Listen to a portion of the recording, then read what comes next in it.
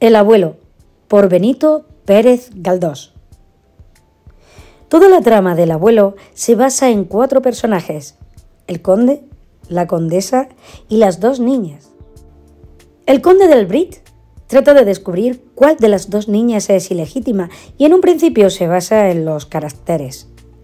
Así, un primer momento Galdós, al describir a las niñas, ya tiene en cuenta este futuro detalle y al describirlas lo hace resaltando sus muchos puntos en común, llegando incluso a decir que mucha gente las confunde con gemelas. Hay, sin embargo, puntos que las diferencian claramente. Desde un principio se ve como Nell es más responsable, muestra más interés por el estudio y Dolly, sin embargo, tiene una personalidad más fuerte, se deja influir menos y quiere estar con su abuelo para acabar fugándose para irse con él.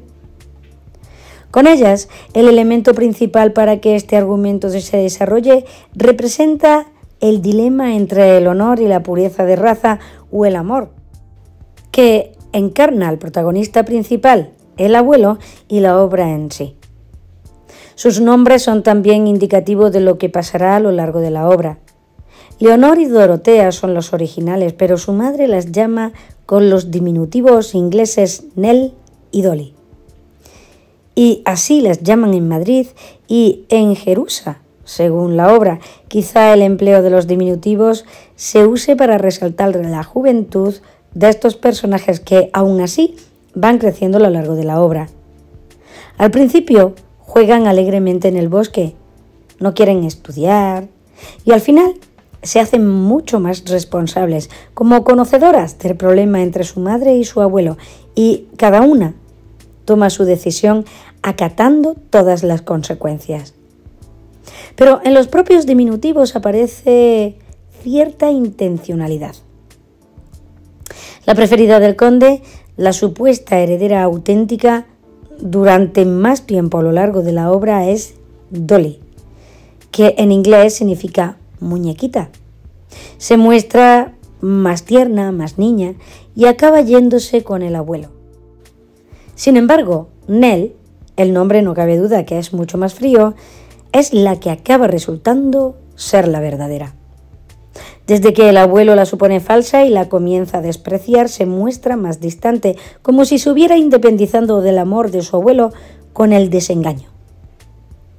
Así, al final, cuando se descubren totalmente sus personalidades, con las que Galdós va jugando durante toda la obra, intercambiándolas y confundiendo totalmente al abuelo a fin de cuentas al lector también, acaban siendo lo contrario de lo que esperaba.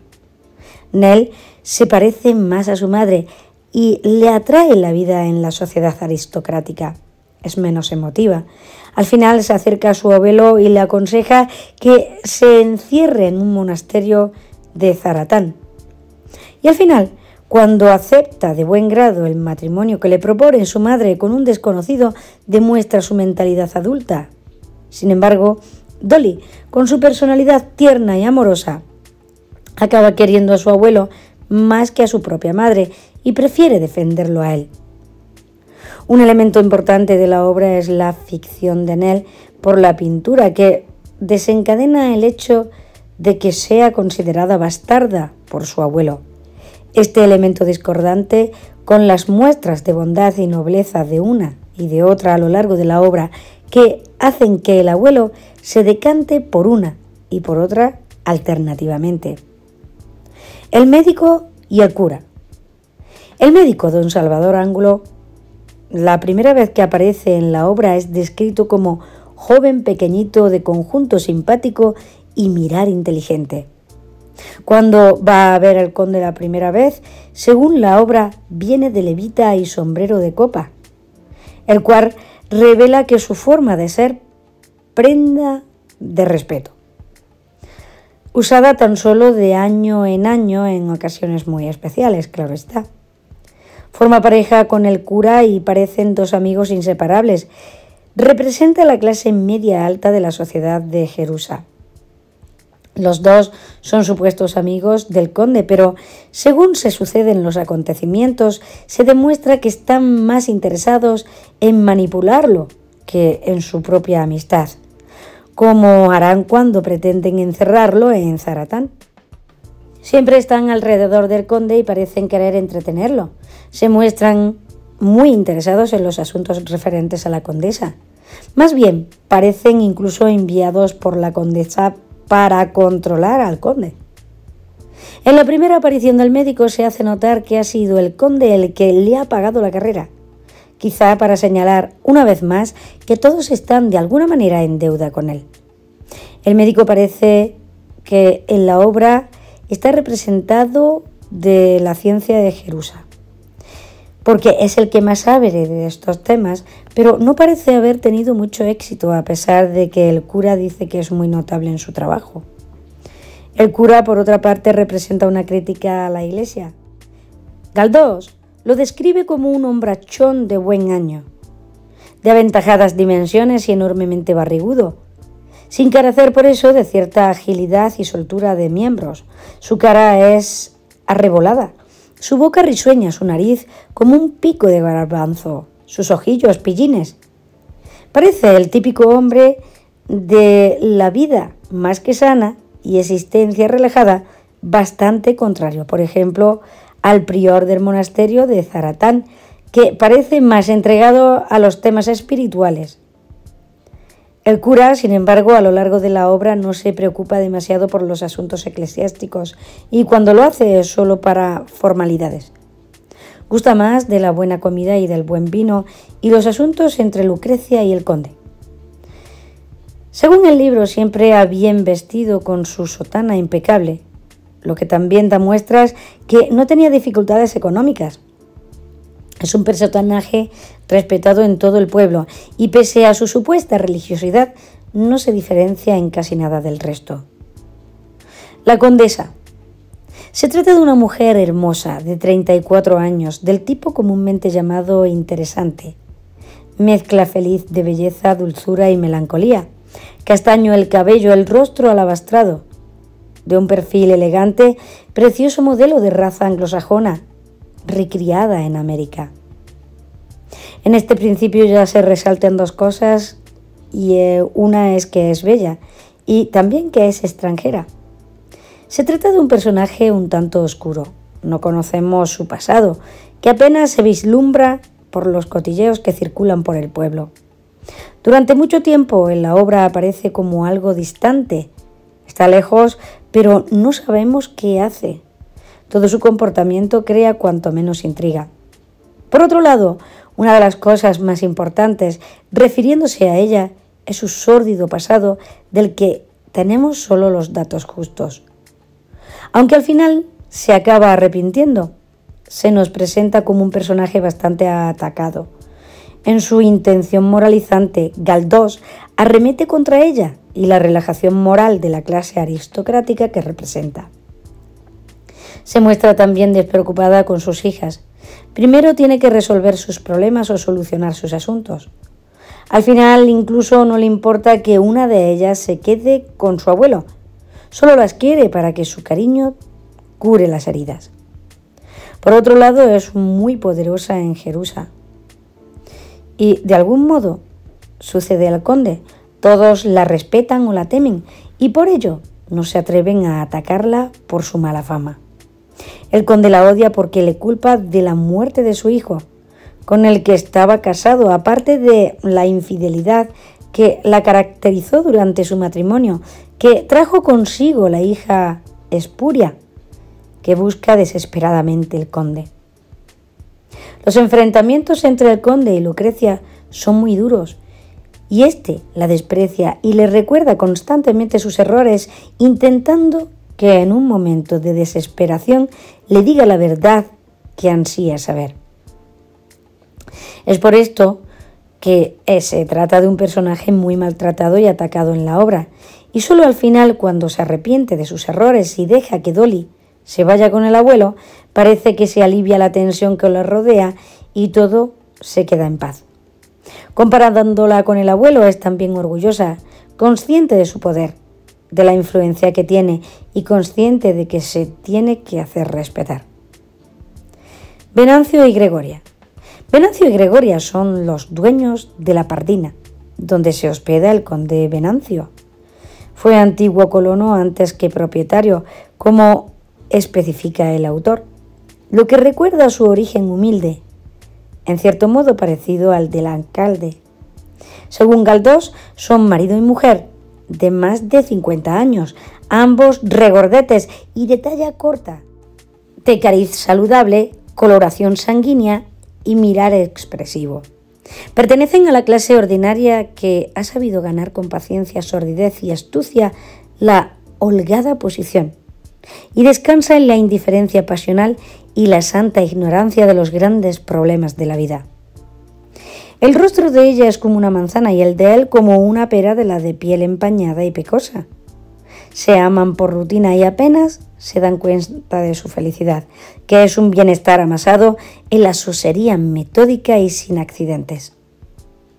Por lo tanto, dos personajes humildes y sin preocupaciones, que se dedican a lo suyo simplemente y sin complicaciones, sencillos y despreocupados, atrapados por la rutina.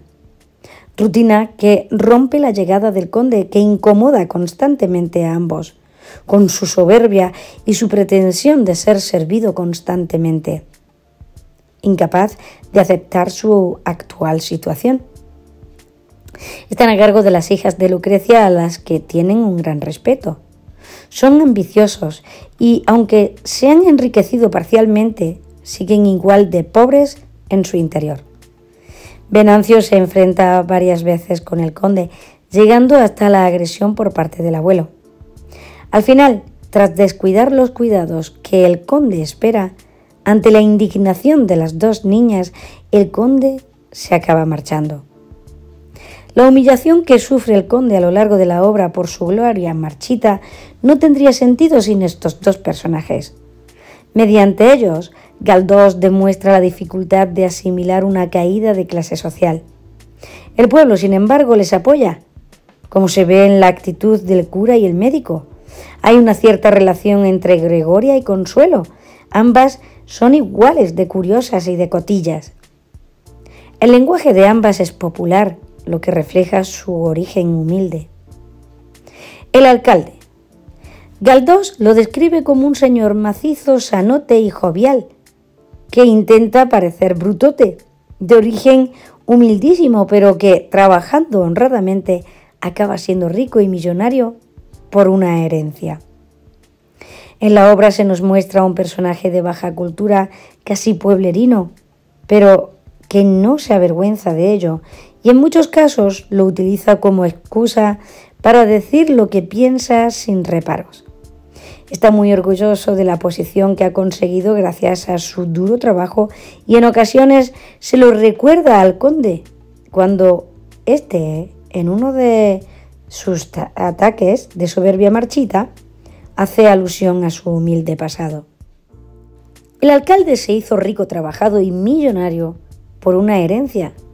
Este es un dato cuanto menos curioso que su apellido sea concretamente Monedero.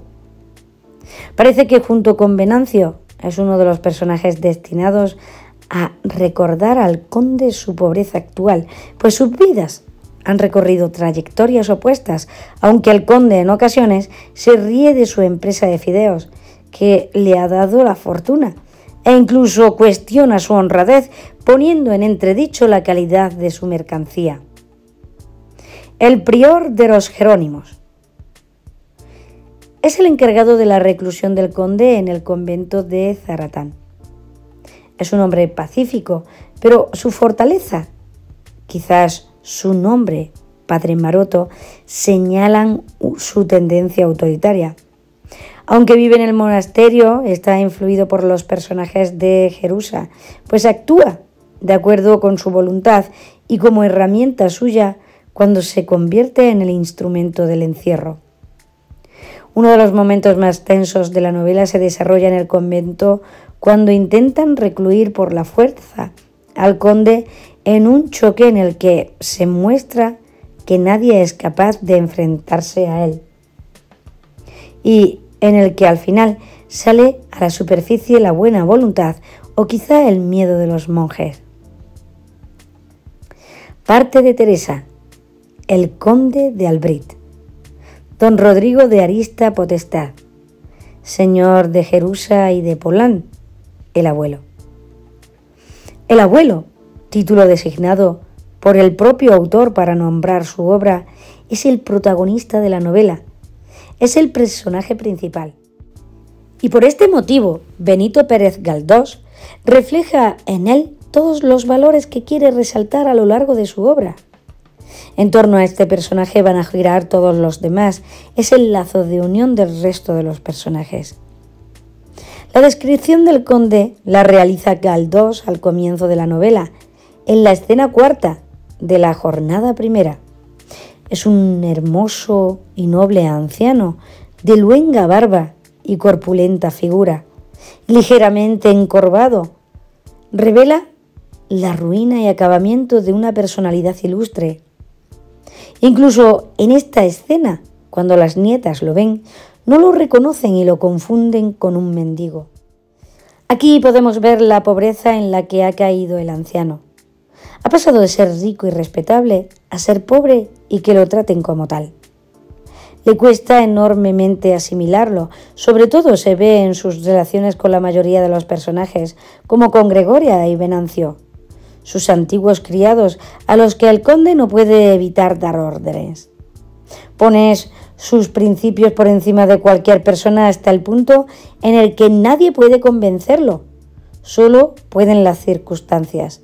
Se trata de un hombre mayor, nostálgico, que revive constantemente el pasado y que tiene una antigua y estricta escala de valores, estando a la cabeza el honor familiar.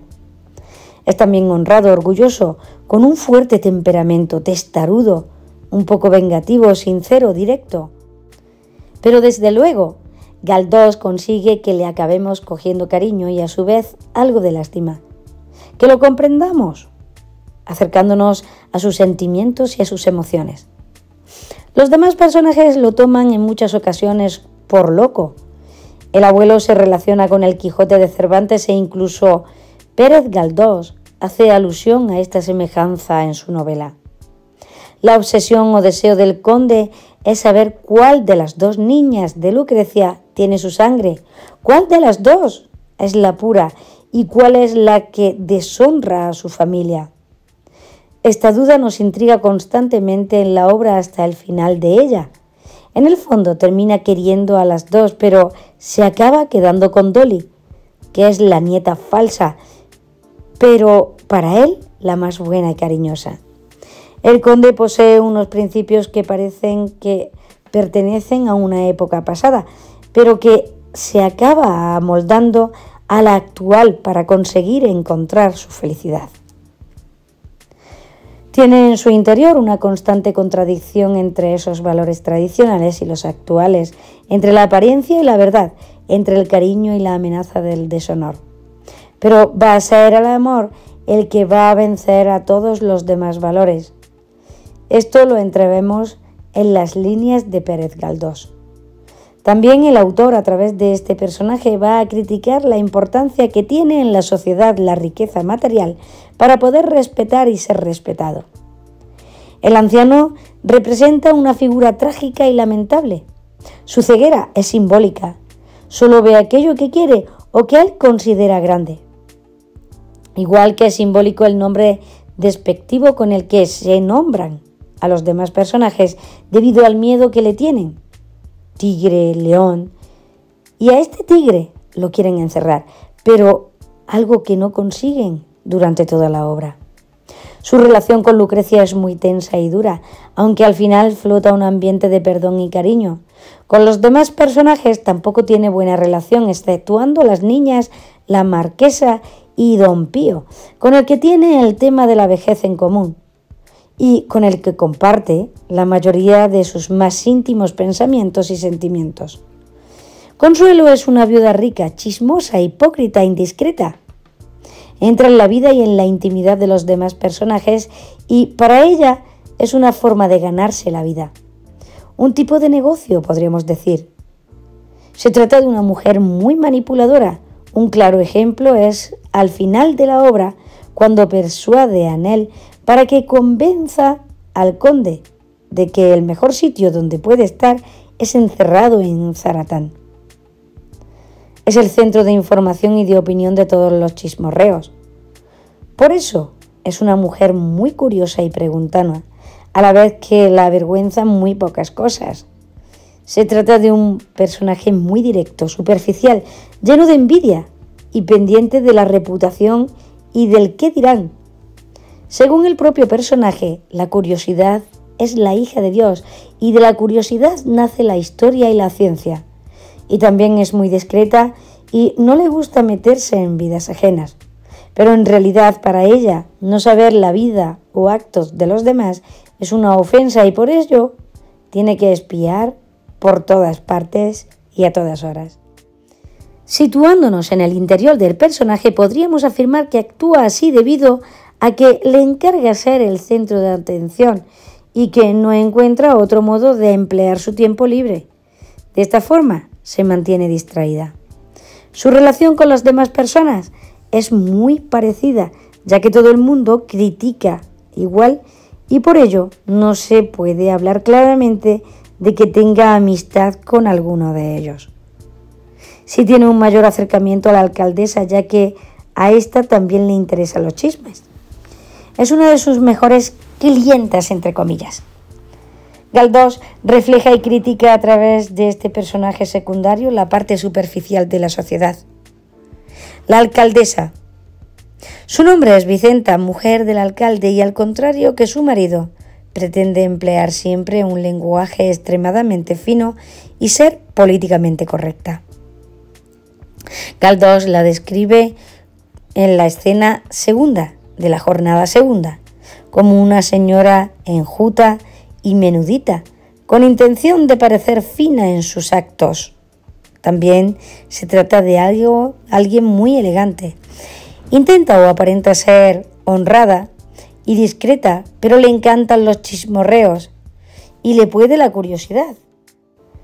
Esta la sacia mediante consuelito, por ello tiene una muy buena relación con este personaje.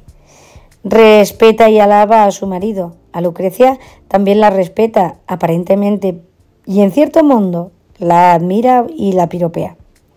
Galdós quiere representar a través de ella la aristocracia con orígenes pobres y humildes. En este sentido, este personaje se relaciona claramente con el Venancio y Gregoria. Don Pío Coronado, profesor de las niñas Nell y Dolly, se encarga de la educación de ambas, pero su excesiva bondad le impide imponerse y por lo tanto las niñas no aprenden casi nunca las lecciones. La característica esencial de este personaje y lo que ha querido transmitir Galdós es la bondad. Y como comenta en un diálogo con el conde, la bondad siembra maldades. Se siente desgraciado, viejo, inútil, sin carácter y por ello ni sus hijas le tienen respeto y también le maltratan. Por su bondad hace que los demás quieran hacer lo que hacen. Y en cierta forma tiene miedo a los demás personajes. Es muy sumiso y obediente. No tiene carácter, lo conoce y la bondad le ha llenado de desgracias que culminan en su deseo de perder la vida, de suicidarse con la ayuda del conde, porque ni siquiera él solo tiene valor para decidirse en ese último momento. Quiere así conseguir la paz e ir al lugar que corresponde, el cielo, porque hasta él mismo se considera un ángel. Es tan bueno que es incapaz de desobedecer y por ese motivo casi nunca decide por sí mismo. Y cuando decide, no puede imponerse. Debido a esto, el final no es trágico. Don Pío no termina arrojándose al mar, porque obedece al conde. No puede hacer lo que le place.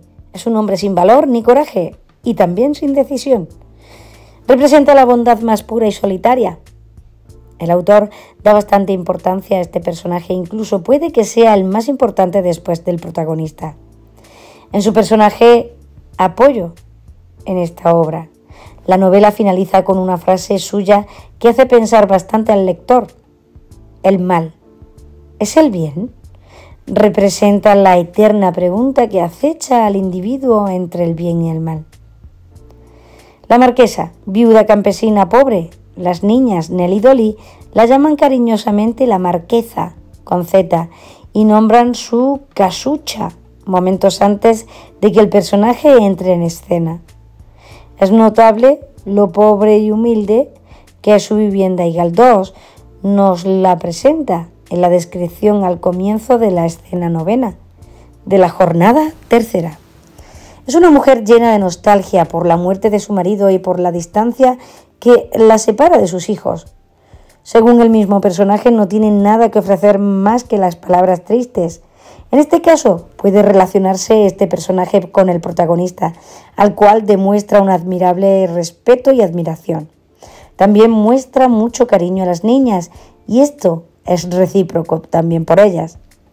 La marquesa se siente vieja y triste, admira la juventud y belleza en ocasiones. Resulta algo filosófica, podríamos decir que Galdós ha creado este personaje para sintetizar en una misma personalidad humildad, pobreza, nostalgia, bondad, es decir, para relajar y reflejar en cierta forma la vejez y la pobreza más pura. Senén, criado que fue de la casa Laín, después empleado, hombre ambicioso, elegante, de falsa humildad, de aparente discreción, hipócrita, testarudo, cara dura, en el fondo, lleno de cobardía. Aparenta constantemente ser risueño y galante, como un caballero por fuera.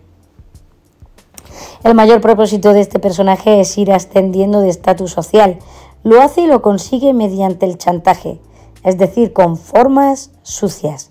Senén cuida mucho su lenguaje con la intención de parecer fino y aristócrata. Galdós lo crea para hacer una crítica a esta parte de la sociedad que intenta ser aristócrata, pero que en realidad no es noble sino sucia. Este personaje aparenta ser lo que no es, con sus angustiosos e insoportables perfumes y con su elegante vestimenta. El autor introduce también este personaje clave para criticar el egoísmo y el interés personal de algunos individuos. Representa la aparente riqueza por fuera y la mayor pobreza espiritual por dentro. La relación con los demás personajes se mueve por los intereses a favor de sus propios beneficios. Valora a la gente según su riqueza material. Su filosofía de vida está en torno al lujo y a la diversión. Como él mismo dice, tiene y tiende a ganar dinero, y mucho dinero. Es uno de los pocos personajes que se enfrenta a los personajes principales, como el conde y la duquesa, y lo hace debido a que, junto con estos dos personajes, es el único que sabe el gran secreto que se oculta hasta el final de la obra, que la nieta verdadera es Nell, siendo Dolly la falsa.